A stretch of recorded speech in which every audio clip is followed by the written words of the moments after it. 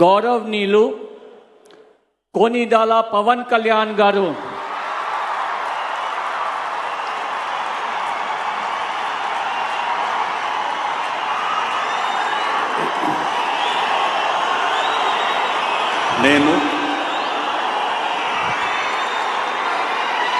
కొనిదల పవన్ కళ్యాణ్ అనే నేను